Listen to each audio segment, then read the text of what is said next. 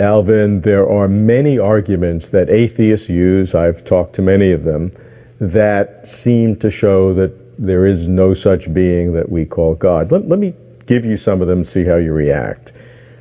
Start with the only minds we know are embodied within brains. There's no such thing as a disembodied mind. Well, we don't know that there's no such thing as a disembodied mind. All we know is that the minds we're acquainted with are to be found in brains. That's not a very strong argument, it seems to me. I mean, the only people we are acquainted with, the only rational creatures we're acquainted with are on Earth. Should we think there aren't any anywhere else? I mean, this is not much of an argument. How about the hiddenness of God? If God is so important to us, why shouldn't God make it more obvious that he exists? It's more his fault that we don't believe in him than ours. Well, I mean, the fact is the vast majority of the world's people do believe in God or something like God. So it's not that God is hidden in the sense that nobody knows about him or believes in him. All kinds of people do, I suppose, as I say, the vast majority of the world's people. God isn't as plain to us as other people, let's say, or as, I don't know, trees and houses and material objects. But why think that he would have to be? I mean, there's got to be more to this argument than just that. That's not, that's, as it stands, seems to me not much of an argument at all. He might have a good reason for being relatively hidden to the degree that he is, which, as I'm suggesting, isn't all that great. Well, to an atheist who maybe is genuine, who really would like to believe but doesn't see the evidence, the argument is that if God really wanted me to believe, he would make it obvious to me. There's a million different ways he could do that. Well, no doubt there is. But also, our world is in many ways a fallen world. There are diseases. There are cognitive deficiencies of various kinds, and I'm inclined to think not believing in God is one of those. I mean, the natural human condition would be, as Calvin says, Calvin speaks of a sense of divinity, a sensus divinitatis, would be to believe in God in a totally wholehearted, implicit fashion. But due to the same sorts of things to which diseases are due ultimately, says Calvin, and I agree with him, due to the entrance of sin into the world, sometimes our cognitive faculties, in particular those having to do with God and other people, don't function the way they should. Let's go on to the problem of evil. Well, the problem of evil, of course, is, I mean, so much has been said about that, and there's so much to be said about it. It's very hard to say, you know, very much sensible in very brief compass. But I would say the basic thing to think about here is the fact that while it's true we can't see what God's reasons for permitting evil are, or at least we can't see in many cases what the reasons are, it's hard to see why that's an argument for its being unlikely that God exists, or that God has reasons, or that there is a being like God who has reasons. Because God's circumstances and God's own intrinsic being is so different from ours, he being omniscient and omnipotent and so on, that from the fact that we can't see why a certain thing happens, why he permits a certain thing to happen, not much follows. It certainly doesn't follow that he doesn't have a reason. It doesn't even follow, in my opinion, that it's likely that he doesn't have a reason. It's just not the case that if God actually did have a reason, you and I would be the first to know. We might not know at all. How about the alleged contradictions between God's different characteristics? Well, what are we thinking about here?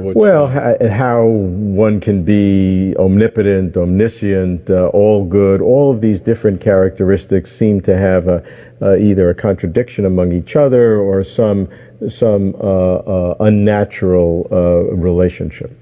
Well, I guess I'm not, I don't think there are any contradictions there. At least I haven't ever heard of any.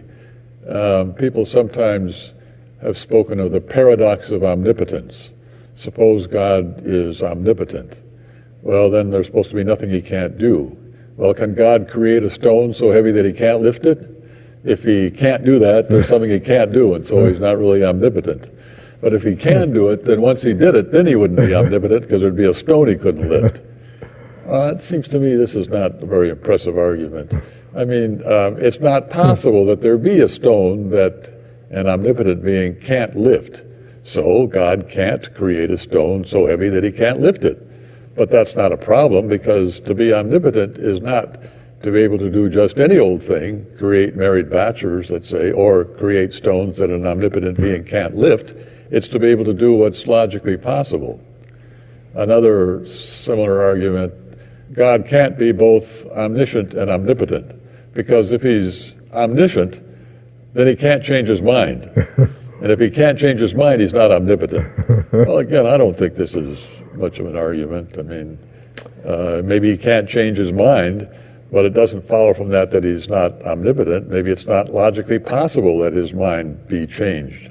I mean, maybe it's not logically possible that he be wrong, and hence it's not logically possible that he change his mind in order to hold the true or right view. But that technically would make him less omnipotent than if he could. Well, only in the sense that if he could, then he could do something that's logically impossible. But omnipotence doesn't cover that. To say he's omnipotent is not to say that he can do what's logically impossible, but only what's logically possible. Other views that atheists would take would look at the physical universe and say, what does it look like? It's violent. It seems pointless, certainly physically. It's wasteful, all these comets and asteroids floating around. And there's a lack of efficiency. That there's it's just a cauldron of chance. A lot here depends on what kind of being you think God is or would be. It might be that you think God would have to be like a classical artist, very efficient, everything in its place and the like. Well, maybe, but why think that? Why think God would have to be like that? Maybe efficiency is something for creatures who are limited. If you're limited, you have to be efficient so you can accomplish as much as possible with your limited properties and capabilities and resources. But if you're not limited in this way, if you're omnipotent, what's so great about efficiency? Maybe God is more like extremely creative, romantic artist. He delights in having things of as many different kinds as possible. I mean, the main point here is that all of these arguments of that sort all presume that the arguer knows what God would like, or what God would want to be the case, what God would think, what God is aiming at in these conditions. And as I was saying earlier on with respect to evil, there's no reason to think that we know those things. I don't see that the fact that there is this sort of wild, prodigious variation of things across the universe, I can't see why that suggests for a moment that there isn't any such person as God. It just seems like all that inefficiencies are not only inefficient, but they're pointless. Well, I mean, we can't see the point, maybe. But again, that's exactly as with respect to God's reasons for permitting evil. From the fact that we can't see what the point of that would be, it doesn't follow for a minute that an omniscient being, an omnipotent being, wouldn't have a point in permitting it. Other arguments then bring anthropology or psychology into it, wish fulfillment, or just the development of group coherence that explains the need for God. Right. Now, wish fulfillment, I think that's more serious in a way. I don't think it's a powerful argument against the existence of God, but it's got more depth to it than some of the other arguments you've just been mentioning. So, for example, Freud thought that belief in God was a matter of wish fulfillment. We find ourselves in this world where, as he says, nature demands from us suffering and pain and anxiety, and in the end she demands our death. And if we looked this situation full in the face, we would fall into despair and into depression, apathy. We probably wouldn't be able to function at all. So we subconsciously, everything in Freud that's important goes on subconsciously, invent this Heavenly Father who we say is in the heavens and is really operating things and really causing things to happen the way they do, and he really does love us.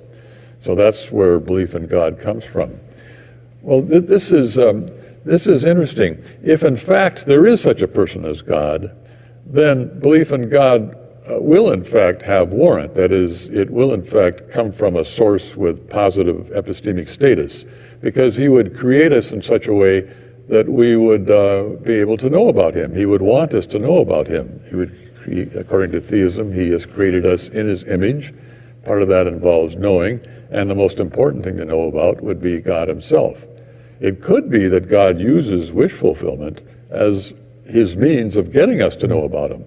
So it could be that, right, Freud's right, this belief comes from wish fulfillment, but that it need not be anything against it. It need not follow from that it's not reality directed, so to speak. If you insist that it isn't reality directed, then you've got to have some independent argument against God's existence. If God does exist, our belief in God will undoubtedly, or at least very probably, be reality directed. So if you say it isn't, then you've got to first give us an argument for the proposition that there isn't any such person. It's not an independent argument at all. So at the end of the day, if you sum all of these arguments against the existence of God together, do you ever have any doubts?